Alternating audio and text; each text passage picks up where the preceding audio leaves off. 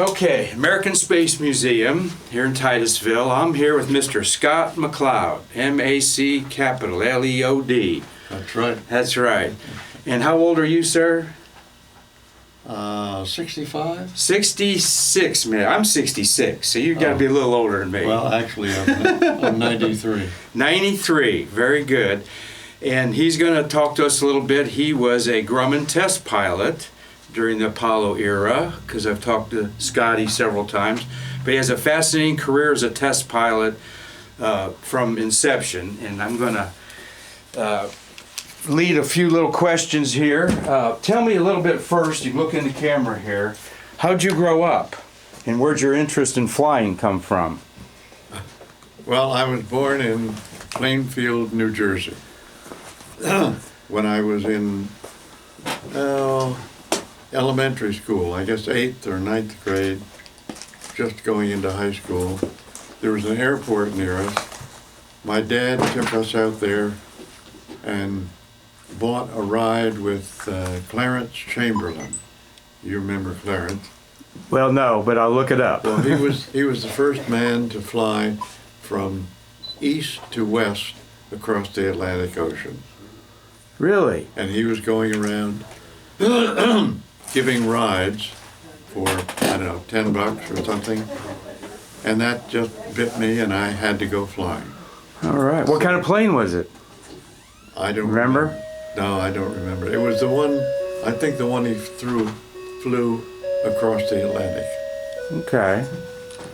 Cool. So did you go in, Then I went out to an airport nearby, about 6 or 7 miles away from my home. I rode my bike out every day in the summer and worked there. I got $2 a week and a half an hour's of flight time. Wow. So I was flying when I was in high school. Wonderful. So it's been a lifelong thing for sure. Yes. Then how did you get into, did you go in the Air Force, or what was your... The Navy. Oh yeah, right. Pardon me, you're a Navy man, that's You right. bet I Yeah, am. there you go. I've learned to appreciate that with the Navy astronauts here and our people here. Yeah. A good friend of mine was going to Annapolis, and he was going to design the airplane, and I was going to test it. That was our thought when we were in high school. Uh-huh. On the last year of high school, the war was declared. The last or the next to the last, something like that. And so I enlisted in the Navy in the cadet program and flew in World War II an F6F Hellcat. All right. And then when I came back, I was fine. And I thought Korea probably needed me so I could finish off the war. And I went to Korea also. Then I got married and just kept on flying. Super. Who are your heroes and who are your mentors at that time? I don't think I had any mentors. Okay. Now this was, I'm trying to roll the dice back. This World War II, of course. So, Yeah. who are your heroes? Who'd you, aviation heroes or? Oh, most of the aerobatic pilots and a lot of the guys that I flew with. Okay, cool. All right. Then, okay, let's go to, jump forward to how you became a test pilot astronaut for Grumman. Well, I was out in California from a little base just north of the border. I was at Miramar first in San Diego. Mm-hmm. And my wife had cancer, and she said, I don't want you to keep flying, I don't want you to be in the Navy. So I hung up my wings, and I had enough time in, so they released me from the Navy. I interviewed with a couple of places and went to Grumman in Bethpage, New York, on Long Island. And when I got there, they said you'd be perfect in flight tests. So I told my wife that was fine. It was just a simple job. And so I went in. That's how I got into flying with Bethpage as a test pilot. Cool. Any anecdotes leading up to the you're involved? How you got involved with Gemini First? Yes. Okay. Yeah. Well, first when I got out of college, I went to RPI, and when I graduated, I got a job with NACA. Right. Yep. At Langley in Virginia. And I was there for a couple of years when Korea came along. And so I joined up for Korea. And let's see, North was the fellow's name that I was a good friend of with NACA, and they changed it to NASA and started building the modules that would go up into space. Mm-hmm. I got a hold of North, who was a big shot, and he said he'd put me down, but I was unavailable to fly with them for a short while. So Grumman said, okay, you become the, what was it, Lunar Module Test Astronaut. Mm-hmm. So I then went down to the Cape and stayed there most of the time and visited around to the different manufacturers and flew everything they had. And I guess I acted like an astronaut, but I tried everything, sometimes first and sometimes second or third. Cool. What was there any impetus to be? Did you apply to be an astronaut? Yes, I kept pushing them, and they said you'll be in crew 19 probably. Oh, okay. And I think they went up to 17. All right. Good. Talk a little. So you went from being a flyer and wanting to test so forth to the rarefied air of the 60s and going to the moon, Kennedy's pledge, the moon race. What was that like to kind of be out there in the pool and then all of a sudden whipped up in a blender of excitement? Well, it was terrific, really. I enjoyed it. I liked everybody there, and I flew a number of simulator flights down to the lunar surface in the simulator. Now, I've watched you on CBS TV, starting with Apollo 9, when they first used the Grumman Lunar Module. Yeah. You were the go-to person live at Grumman when the Spider was doing its thing with Gumdrop, the command module. How did... was it just because you were the best looking of them all that you got that, or? Oh, probably. Because that was something that you carried on through the Apollo 11, correct? Yes, I flew right through Apollo 17. Okay, Yeah. so you had to have had a good relationship with Wally Schirra, I imagine. Yeah, because he was Walter on. Cronkite was the leader of that. Because they would cut to you live and say, "What are the astronauts doing?" You're in the lunar module with a suit on. Yeah. And there was a reporter, I recall, on 9 asking you questions on that. So, what did you get a lot of fan mail or any? I'm just talking about the pop culture part of it. Oh, yeah. TV. Was there something that surprised you about that experience, for example? Well, I went around on speeches and gave the Boy Scouts and the Girl Scouts and different organizations a talk on either the or the flight that had just occurred or the flight that was up. So what was it like 50 years ago? We all have these seminal moments in our life where, you know, you probably remember Lindbergh and things like that. John Lindbergh. Right. Let's see, my wife dove with John Lindbergh. Scuba diving. Yeah. Yeah, okay.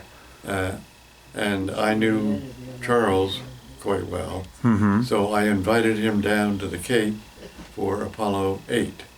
Uh-huh. And he came down. Nobody knew he was there except the people that I notified. Huh. He and his wife came down and watched the launch and ate breakfast with the astronauts. They had a great time. That had to be a thrill for Jim Lovell, who I've talked to many times. I've not talked to him. I've read his books. That's one of his favorite people, his hero. Yeah. Well, he's my hero too. Cool. Well, that had to be kind of very fun with Charles Lindbergh undercover, and I know you said that your house was always a resting place for the astronauts, and you had a lot of social gatherings there and so forth, right? Yes. Well, I invited him for dinner one day when he was down there, and my wife didn't know he was around. We came home, and as I was wont to do, I said, "I have a guest," as I came in the front door. So my wife came down to greet him, and of course she recognized him immediately. He's tall and handsome. And what he hates most is publicity. He just can't stand it.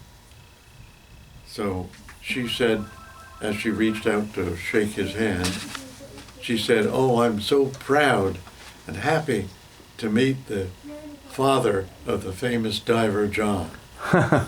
He grabbed her and hugged her. Oh, that's sweet. I've read he advised Neil Armstrong to stop autographing. Yeah. To make his life easier on that, and I know Armstrong took that to heart. Yeah. Kind of a thing in there. Well, let's look back at 50 years here. So, what kind of memories are you thinking about? What? Well, look in the camera there. I'm going to get you. When I was at sea on a carrier. Is there a Kleenex in here? We were off Korea, and I had lost another airplane, and so my squadron gave me a Hero First Class medal. You had a little water coming out of your eye there. Didn't know. Yeah, Your right eye. My eyes are shot. All right. Thank you. Yes. A Hero First Class medal when I downed 5 American aircraft. Oh. It was a Russian Hero First Class. Oh. A big cardboard thing that they made. I was pissed off that they had looked into my history and found out I had destroyed 5 American aircraft. Oh, no. Well, but it was fun after a couple of days. That's telling something on you. Yeah, I seen a gag gift where you rode a hovercraft a few inches off the ground, and they gave you a certificate for that. And, in your astronaut training, you flew the lunar training vehicle. Yes. The Bedstead. The Bedstead, yep, like the LLTV or LLRTV. Yeah. What was that like as far as your flying experience? It's people, we all know Neil ejected from it a couple of weeks before and so forth. What was that like in your flying vernacular to the aviators out there? It was very different. It's not like anything else. You've got little rocket motors that keep you stable and have you moving back and forth. I don't know, it's not that bad. I've flown helicopters. Mm-hmm. It's something like a helicopter, but it's a little bit difficult to fly. So we're talking about your flying. Go from your Alpha to your Omega. You flew the Sabre, in World War II. No, the Hellcat. You flew the Hellcat. Yeah. And then what was the last vehicle you flew? The Navy? Well, the F-14. The F-14, yeah. I was kind of leading you there because you said you flew the F-14. And I told someone, I talked to a man who flew the Hellcat, the F-14. He said he couldn't do that. He'd have to be 90-some damn years old. And I'm going, He is. Yes. He is, and but that's something not many people can claim to have done. That's correct. And the F-14 had to be in its early stages, right? Yes, it was. Huh. Yeah. It was still at Grumman. And you have still flown recently. Yes. I understand, right? Oh, I flew a lot of different aircraft. Good. Well, let's kind of focus on the Apollo 50, Apollo 50th reunion of the Apollo astronauts, since the whole world wants to know most about them. What was that like? How involved were you with CBS? And give us a little thumbnail sketch of Neil Armstrong, Buzz Aldrin, and if you had anything to do with Mike Collins. Well, I don't know. They were all nice guys. They were good pilots, excellent pilots, good stick and rudder people. I don't know as I particularly liked, I guess I liked Neil Armstrong, one of the best, and several others. Jim Lovell was a nice guy. Mm-hmm. But that's really all I could say about him. We kept crossing paths. Like on the KC-135, the Vomit Comet, I was on that solo, and they kept running and I kept running. Sure. Well, that's understandable. Everyone had a lot going on there. Was there anything that you told them that you discovered in your training that was going to help them? Well, I was continually telling them what I found out in different areas and what I could do. I'm sure they absorbed it and said that's fine, or else they probably already knew it. Okay. So what do you think about 50 years later? What sticks in your head? And where were you and watching the lunar landing? And what were your emotions on that Sunday afternoon at 4:18 in the afternoons when they landed on a hot Sunday? Huh. Well, it was my wife and I, our first wedding anniversary when they landed. July 20th, huh? Yeah. Wow. And so it was quite an interesting period. Yeah, I bet it was. Cool. Well, that is more fascinating. What do you think about how the world's looking at it today? Looking back, and what did we miss? What did we do good? Well, the thing I was really amazed about is the engineers and all the people that worked down at the Cape. They knew that on Apollo 16 that the next one would be the last, and then bang, that'd be the end, that'd be the edge of the cliff. Everybody would be fired because there's no reason to be there anymore.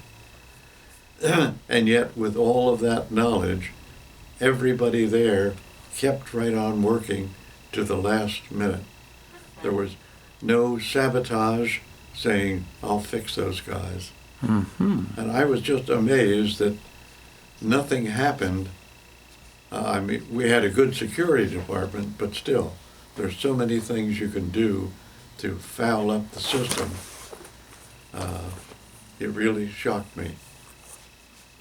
That's very interesting. Pride in what they were doing to the end. They really did. Everybody did. And did we miss the boat by not continuing the Apollo program and switching to the shuttle? I think so. Yeah. I think the Apollo program was well, things changed when we went to the shuttle. It became kind of matter of fact. The Apollo program was in everybody's thoughts all the time. And the shuttle was the space cats who liked space, came down, watched the launch, were very interested. But the rest of the public, I think, just kind of, there was something going up, and that was it. Yeah, and when a SpaceX goes up Yeah. here in 20 2019, someone in the grocery store will say, well, I saw that space shuttle go up yesterday. Yeah. And you want to say the space shuttle hadn't flown in almost 8 years, you know. Yeah. But I'm amazed at the SpaceX bringing their boosters back and landing. right. That really shocked me. Yeah. And Blue Origin's got it down too Yeah. when they start flying in there. Let's see, couple. You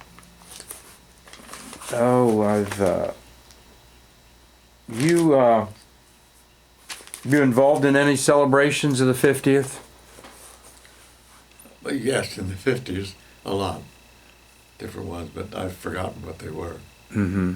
Okay, good, good. Well, I've covered a lot of things that we, have discussed. Is there anything about the whole era that you're involved in that you'd like to share with? I was very proud of being a participant in the space, in Apollo and Mercury and Gemini. It really made me feel good. Good, good. What do you think you would have been if you hadn't taken that airplane ride? 10 years old. Was there ever a thought to another career, or? I wanted to be a physician at one time. There you go. And went to a medical college, saw an operation from the amphitheater.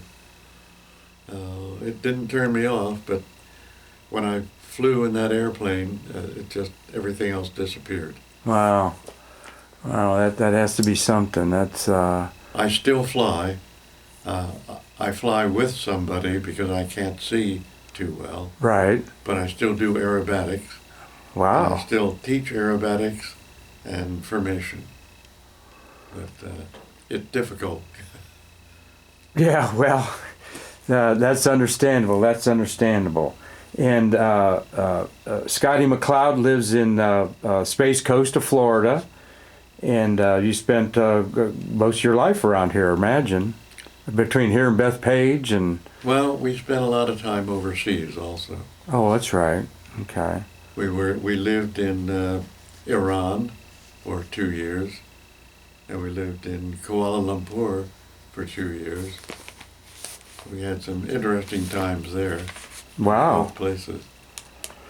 And with your family, of course, part of the 50th anniversary of Apollo, there's been things that focus on how the families had to take a back seat because of the intensity so much.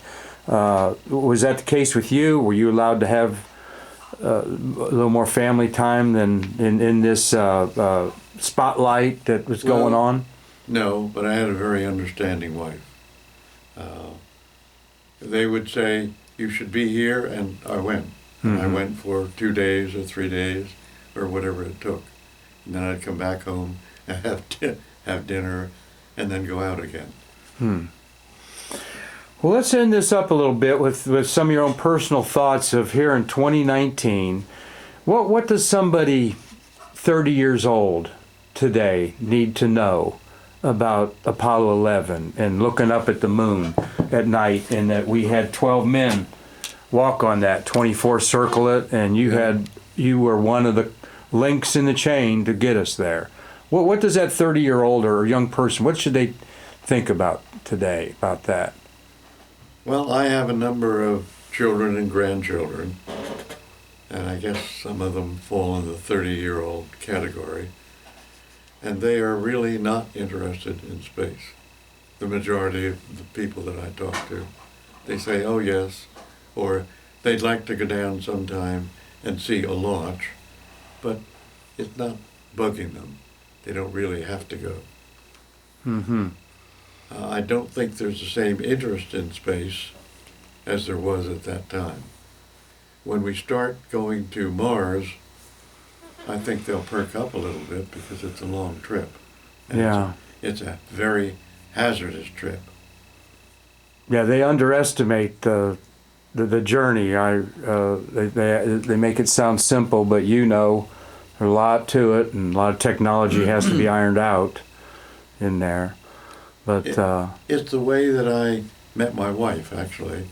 my first wife did die of cancer, and I met this second wife, who I am married to now, down in, where was it? Just north of here, anyhow. She's a diver. But, Carol MacLeod. no, Joyce. Joyce, yeah, I think. Yeah. Joyce, there you go. We were talking, the crew, in, I guess it was Apollo 16, around that period of time. That crew and several of the others. We were discussing how we get to Mars and how long it will take. The minimum energy trajectory is 11 months. That's the minimum energy. But we said, okay, how many crew do you need? Well, one, the guy's going to be a babbling idiot in about a month or so, just all by himself in the capsule. Two, they'd be arguing back and forth. I mean, even a married couple argues sometimes. Three, you're going to have two against one. So we tried all of the different numbers, and we decided that probably 5 would be the minimum crew. You'd have a commander and 4 associates. They would give him possibilities, and he would make the selection. That seemed to be the best. Then somebody brought up the fact that, what kind of crew are we going to have? All men? Or, they're putting women in space now. Mm-hmm. How about the women? Are we going to have women? And so we said, all right, let's see if we can find some women that are in a hazardous job that you can't just run away from if you don't like it. So they found some woman that was on an outlying camp in the South Pole. If the fire ever went out, she would die. If it was bad weather, she couldn't leave. So that was it. They found a woman that was down in a deep submarine and just out of Palm Beach, and would go out in the ocean and go down to great depths. If you're down at a depth and something happens, you die. In fact, that has happened a couple of times. So I was dispatched to go down and meet her and find out, what she thinks and everything else, and look at the submarine. So I flew down a couple days later over a weekend, and I walked into this place and saw a pretty girl at a typewriter typing, probably a letter to her boyfriend, I thought. So I identified myself and said I was here to see the submarine. And is there somebody that could show it to me? And she said, I'll do that as soon as I finish this. I said, isn't there a man around here that can do that? She said, no. I said, I'll do it when I finish this. And she did, and we fell in love right away. Wow. She hated me. She never wanted to get married. I had just lost my wife the previous year, and I was not interested. So that was 1968. Yeah. Yeah.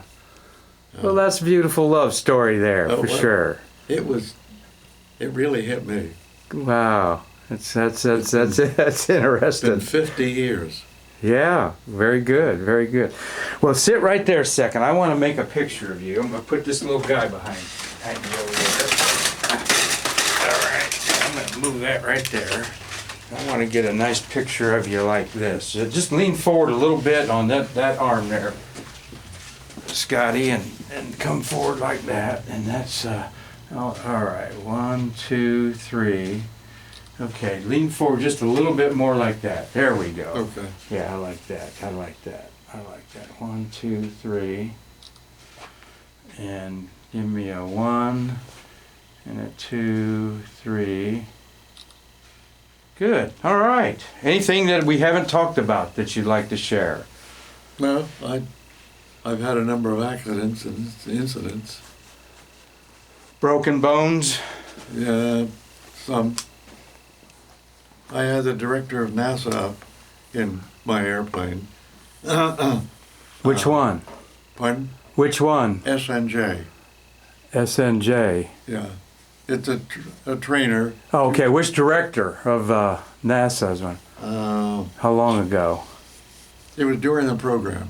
Oh, Debus? No, I can't think of his name. Fletcher? That sounds familiar. Fletcher?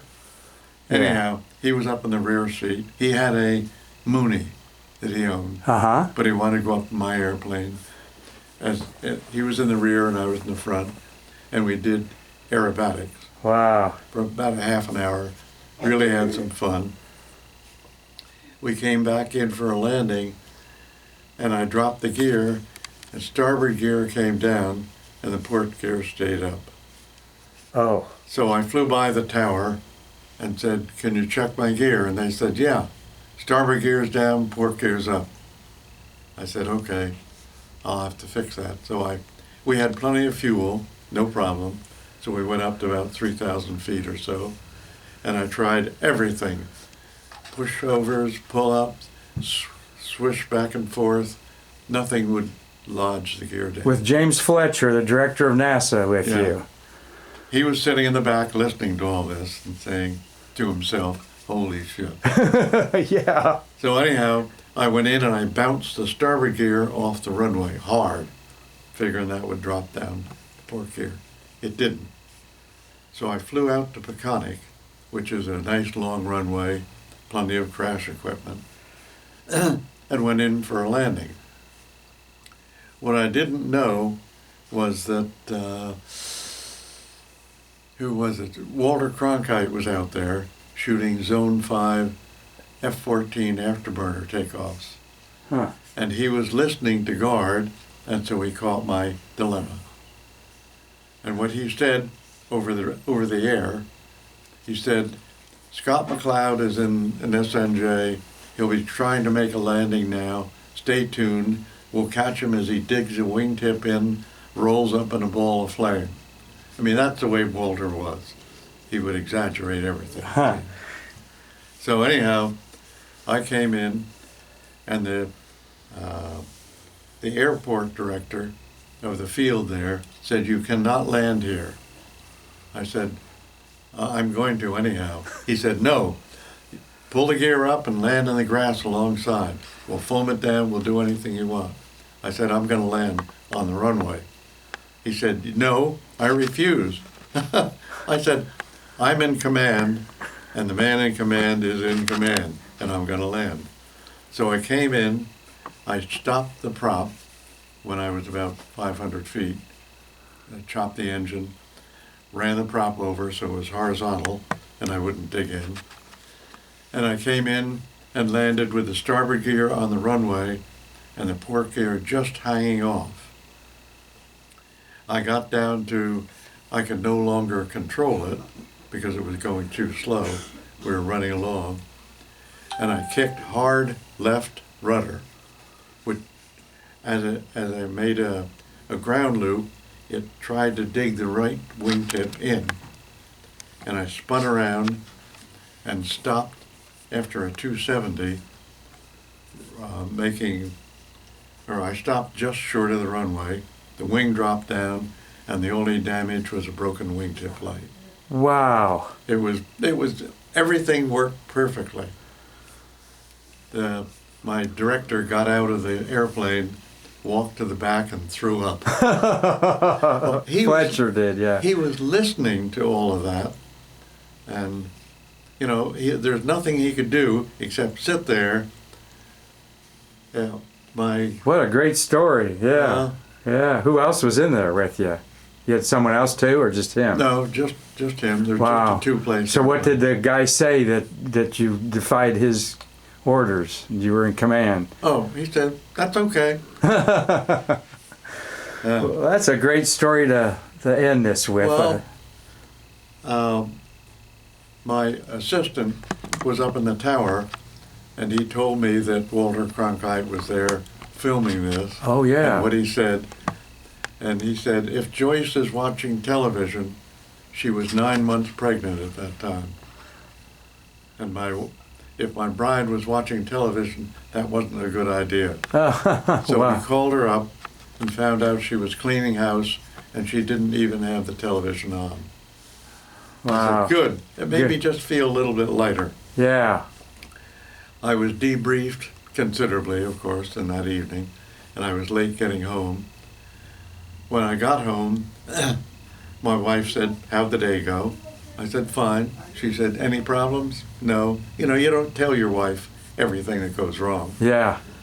And she said, oh, nothing went wrong? I said, no, where's my martini? She said, I'll get it. She got me a martini, came over and said, I was watching television, and poured my martini over my head. Oh, wow. Oh, man. That's... She has a temper sometimes. Well, hopefully... The next morning, our daughter was born. Wow. That's something else than the one I've met.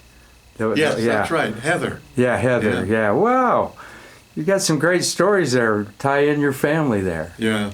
Beautiful.